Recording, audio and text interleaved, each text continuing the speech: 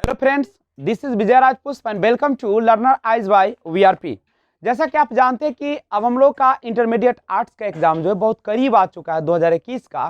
तो उसी के संदर्भ में हम 12वीं कक्षा का इंग्लिश रेनबो बुक स्टार्ट किए हैं, नहीं जिसमें हम लोग ऑब्जेक्टिव लगातार पढ़ रहे हैं, जिसमें आज लेकर आया हूं पार्ट 1 स्वीटेस्ट लव नहीं sweetest love I do not गो, जो कि लिखा गया है किसके द्वारा? जॉन डन के द्वारा। नहीं तो आइए हम पढ़ते हैं पूरा और आप लोग ध्यान से ऑब्जेक्टिव को स्क्रीन पर देखें। देखिए क्वेश्चन, पहला question, John Donne is a dash poet. John Donne is a dash poet, यानी जॉन डन किस प्रकार के कवि है?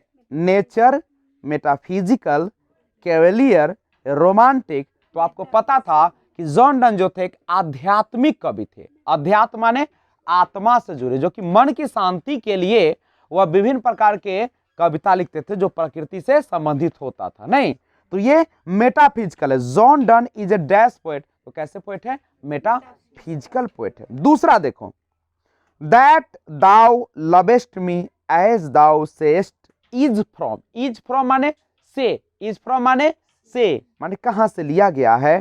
तो लिया गया है, आंसर हो जाएगा sweetest love I do not go. Sweetest love I do not go. तीसरा, Donne present himself in sweetest love I do not गो।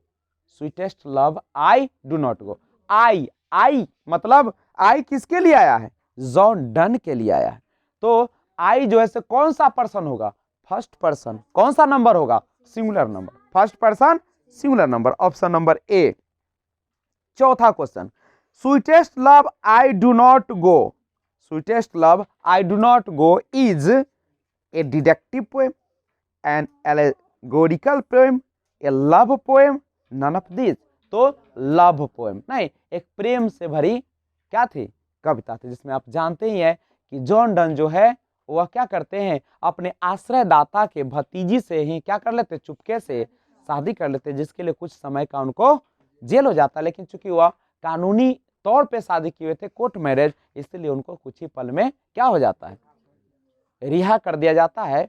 और उसके बाद वो कहीं अपने पत्नी के साथ रहते हैं, लेकिन जब कहीं पे काम से जाना और था तो वो लाख समझाते अपनी पत्नी को, लेकिन उनकी पत्नी मानने को तैयार नहीं है। तो इस बात पर इस कविता को लिखा गया। Sweetest love I do not go is a love poem, एक प्रेम से भरी कहानी है, सॉरी कविता है। नहीं, पांचवा, done is well known for his. Done जो है, जॉन डन, वह अच्छे तरीके से जाने जाते अपने किसके लिए? Songs and sonnets. क्या सॉन्ग्स एंड सोनेट्स? गीतों को, या 14 पंक्तियों की कविता के रूप में, सटायर्स के रूप में, सरमन्स के रूप में, कि ऑल ऑफ दीज के रूप में? तो सभी रूप में जाने जाते हैं। 6 है, in the poem sweetest love I do not go, DYE stands for. DYE जो है, लेखक ने DIE के जगह पे लिखा है to die, A number option, मरना। नहीं, यानी ओल्ड इंग्लिश में DYE का अभी मॉडर्न में क्या लिखा जाता है? DIE लिखा जाता है। कोई दिक्कत नहीं है। तो आगे बढ़ते हैं। 7 नंबर क्वेश्चन आपके सामने।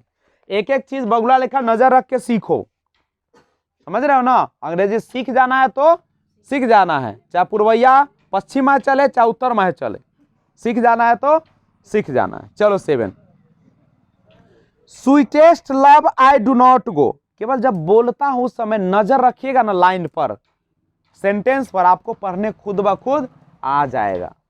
समझ रहे हो ना? जब समुद्र का मछली चलते चलते गांव में आ जाती है, नहीं तो हम लोग क्या, गांव के आदमी चलते चलते क्या समुद्र में नहीं चले जाएंगे? मतलब विदेश नहीं चले जाएंगे? क्या अंग्रेजी बोला नहीं सीखेंगे? सब सीखेंगे, लेकिन मन में हौसला रहेगा तब। मन में तो पाप भरा रहेगा, नहीं होगा नहीं होगा नहीं होगा, तो कभी होने वाला भी नहीं है। तो आ जाओ 7 number question, sweetest love I do not go. Sweetest love I do not go may be compared with Shakespeare's. Sweetest love I do not go may be compared. इनकी तुलना हो सकती है विद शेक्सपियर, शेक्सपियर के किस चीज से बताया जाए, तो शेक्सपियर के जिस चीज से इनकी तुलना हो सकती है उनके बारे में जानकारी लीजिए। ऑप्शन हो जाएगा आंसर सही होगा B, the marriage of true minds, the marriage of true minds. 8 number, who has compose the poem sweetest love I do not go, who has compose, किसने लिखा है sweetest love I do not go, तो किसने लिखा है, John Donne ने लिखा है। 9 नंबर है, John done was the pioneer of, John Donne जो है अग्रदूत थे, अग्रदूत माने समझते हैं ना, उनको क्या करने वाले, आगे बढ़ाने वाले, तो कौन थे, वो थे metaphysical poetry, metaphysical poetry. 10 number, sweetest love I do not go is, sweetest love I do not go is क्या है, अ लिरिक है, क्या है, अ लिरिक है, लिरिक माने समझते हो एक गाई जाने वाली कविता है, संगीतबद्ध ना। 11, sweetest love I do not go has been addressed to, sweetest love I do not go has been addressed to, किसे संबोधित किया गया है, Donne's sisters, Donne's mother, Donne's friend, Donne's wife, तो किनको, डंस की पत्नी को संबोधित किया गया है।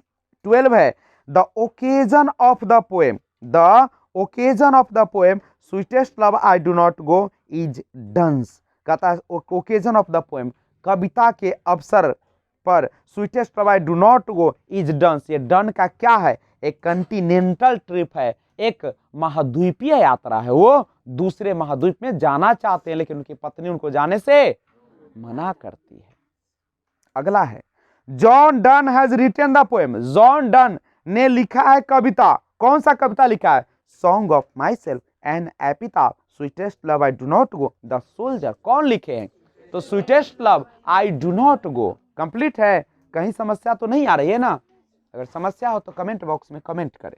क्वेश्चन नंबर 14 आपके सामने, चलिए, the poet in sweetest love I do not go, the poet sweetest love I do not go is dash is beloved, अपने क्या है, अपने किससे, कहता कि द पोएट कवि जो है sweetest love I do not गो, मेरी प्रियतमा मैं नहीं जाता हूं में, इज डैश हिज बिलव्ड, अपने प्रेमिका से, अपने पत्नी से क्या है, क्या थक गए हैं, टायर्ड हो गए हैं, क्या एंग्री विथ, क्या गुस्से में है, क्रोधित है, सैड फॉर उदास है, कि हैप्पी फॉर खुश है, सैड फॉर उदासी क्यों है, इसीलिए उदास है कि वो समझा रहे हैं अपनी पत्नी को कि मृत्यु तो सबको होना एक दिन निश्चित है, लेकिन उनकी पत्नी मानने को तैयार नहीं है, वो एक पल के लिए भी जुदा होना उनसे नहीं चाहती है, लेकिन ये है नहीं जो अपने काम को प्राथमिकता देते हुए दूर जाना चाहते हैं।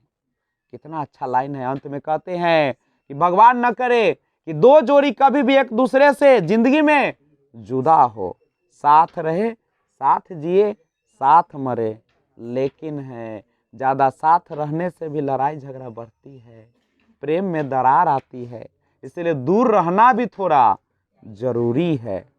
नहीं, इसलिए पुराने जमाने के जो औरतें और पुरुष हुआ करते थे 6 महीना रहते थे और 6 महीना 2 साल 3 साल पर आते थे, और जब पति आते थे बाहर से तो पत्नी घी के दिया लेकर आरती आहा उतारने के लिए तैयार रहती थी।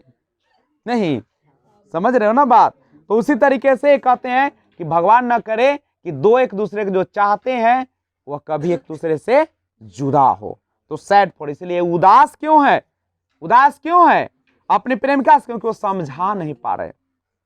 15 देखो, John Donne is going to, John Donne जो है जा रहे हैं टू कहां, लिविंग हिज वाइफ बिहाइंड, अपने पत्नी को पीछे छोड़कर जर्मनी जा रहे हैं, कहां जा रहे हैं, जर्मनी, कोई जरूरी काम आ गया है जिसके कारण वो उससे निपटाना चाहते हैं। अगला, John Donne thinks that, John Donne सोचते हैं कि डैश इज सर्टेन, निश्चित है, क्या निश्चित है भाई, तो निश्चित जो है डेथ, नहीं मृत्यु निश्चित है, जो जन्म लिया है उसे एक न एक दिन जाना ही पड़ेगा। 17 है, John Donne wants to go away, John Donne दूर जाना चाहते, गो अवे, अवे माने दूर, गो माने जाना, वांट माने चाहते हैं। जॉन डन दूर जाना चाहते हैं, बिकॉज क्योंकि he is not tired of his, क्योंकि वह थके नहीं है, उबे नहीं है, किससे, तो अपनी प्रेमिका से, बिलव्ड से। नहीं, जॉन डन बड़ा अच्छा तरीके से कहते हैं कि I am not tired of you, मैं आपसे उब नहीं गया हूं, नहीं इसीलिए मैं जा रहा हूं, मैं इसीलिए जा रहा हूं कि मुझे कुछ आवश्यक कार्य है जिसको निपटा कर आना चाहता हूं, सूर्य से भी तीव्र गति से मैं तुम्हारे पास आऊंगा। नहीं, तो इन सब चीजों को आप ध्यान में रखेंगे। अगला क्वेश्चन है आपके पास, the poet John Donne is better than the, जो पोएट है, लेखक है जॉन डन, वो बेटर है, अच्छे हैं, किससे अच्छे हैं बाबू, सूर्य से। क्यों, क्योंकि सूर्य के पास कुछ भी नहीं है, न इच्छा है न कोई वजह है, लेकिन इनके पास तो वजह तुम हो। नहीं, वजह तुम हो, एन मोरे, याद आ रहा है उसकी लड़की का नाम, एन मोरे, वजह है, उसकी इच्छाएं हैं, उसके मिलने की वजह है। इसीलिए वह कहते हैं कि जब सूरज के पास इच्छा नहीं है, कोई नहीं है वजह, तो भी तो तीव्र गति से आते हैं, और मेरे पास तो वजह हो तो मैं तो और तीव्र गति से आऊंगा, सूरज से भी तीव्र गति से आऊंगा, better than the sun. 19, John Donne feels that, John Donne सोचते हैं, महसूस करते हैं कि डैश इज वेरी होपलेस, कौन सी ऐसी चीज है जो बहुत ही क्या हो गई है, आशाहीन हो गई है। कौन है भाई जो आशाहीन हो गया है, मैन जो होपलेस हो गया। क्यों भाई होपलेस हो गया है, क्यों आशाहीन हो गया है, उसकी इच्छाओं ने उसे मार दिया है। नहीं, गाना सुने हो ना, मुझको भी गम ने मारा तुमको भी गम ने मारा। नहीं, तो इसीलिए सुन लीजिए, करेक्ट है।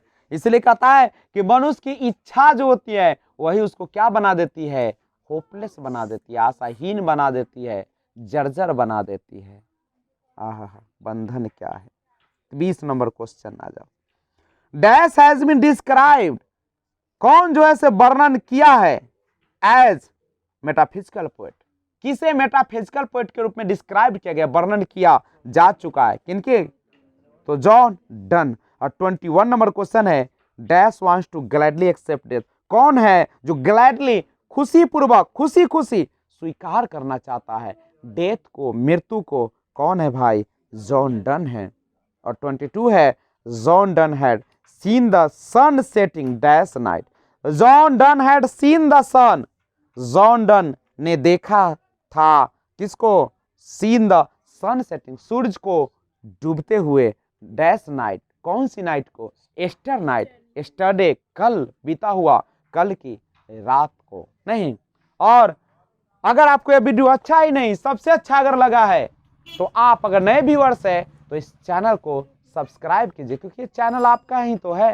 नहीं, ये एक परिवार है आपका, आपके घर में रहता है, आपके पास में रहता है, आपके पॉकेट में रहता है, हर जगह रहता है, जहां खोलोगे वहीं लर्नर आइज बाय VRP आपके सामने उपस्थित हो जाएंगे। नहीं, तो आप अपने परिवार को सजाइए, और इसके लिए आप नए व्यूअर्स से तो सब्सक्राइब कीजिए, नीचे बटन दिख रहा है आपको, और बगल में बेल आइकन का एक सिंबल है, उसको ऑल पे करके प्रेस कर दीजिए, ताकि जब भी वीडियो अपलोड करूं सबसे पहले आपको नोटिफिकेशन पहुंचे।